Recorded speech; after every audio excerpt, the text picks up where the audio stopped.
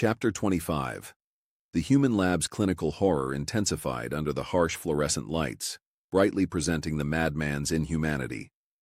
Wachtell directed Pete's attention to a brain suspended in solution that had a murky yellow tint, its attached tubes and wires creating a grotesque life support system. The active EEG monitor pulsed with stubborn electrical activity, the wavy lines like desperate messages from the trapped consciousness within. "Look!" Wachtell's face transformed, giving way to childlike delight. Still alive, still thinking, planning its revenge on me.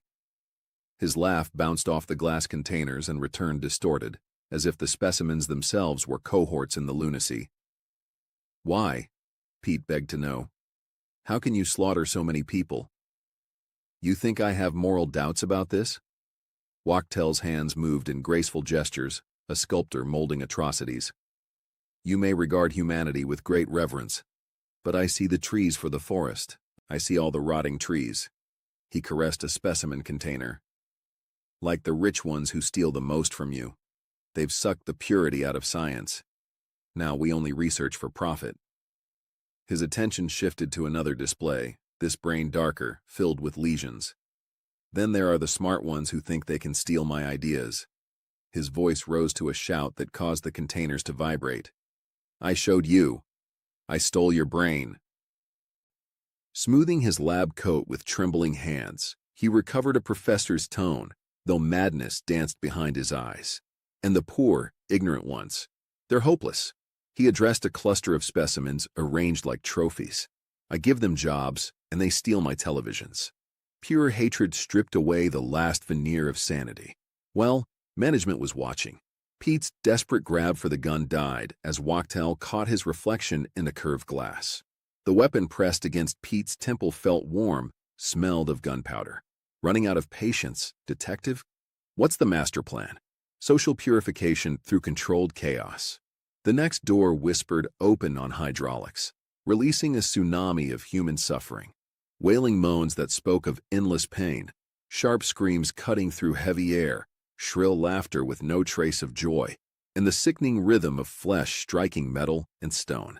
Pete stumbled backward as the assault on his senses triggered primitive flight. Wachtell pushed him forward. "I assure you, this is all for the betterment of mankind." The dark hallway stretched before them like a throat leading to hell. Industrial exhaust fans hummed overhead, their drone a technological counterpoint to the human agony below. At the corridor's end, a wall of stench hit Pete. Unwashed bodies, infected wounds, human waste, and something worse, something that spoke of minds rotting along with flesh. The world is dying. Slow but sure. Wachtell's voice took on a preacher's cadence.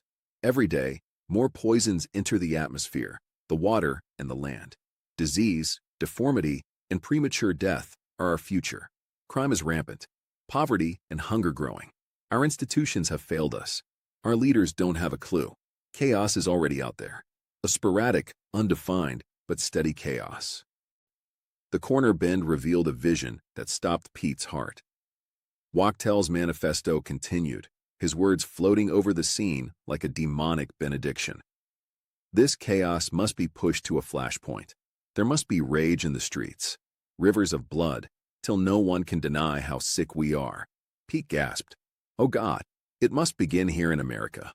The strongest will fall first, and the rest will follow." The cell block extended into shadow like an artist's rendering of the abyss. Through rust-stained bars, bloody arms reached out desperate and hungry, flesh showing signs of self-mutilation and violence. Torn fingernails scraped air as inhuman voices created a tumult of insanity that echoed off stone walls still bearing marks of earlier horrors. Then in their anguish and despair, they will turn to me for salvation. For I have the knowledge, the truth, and most of all, the answers.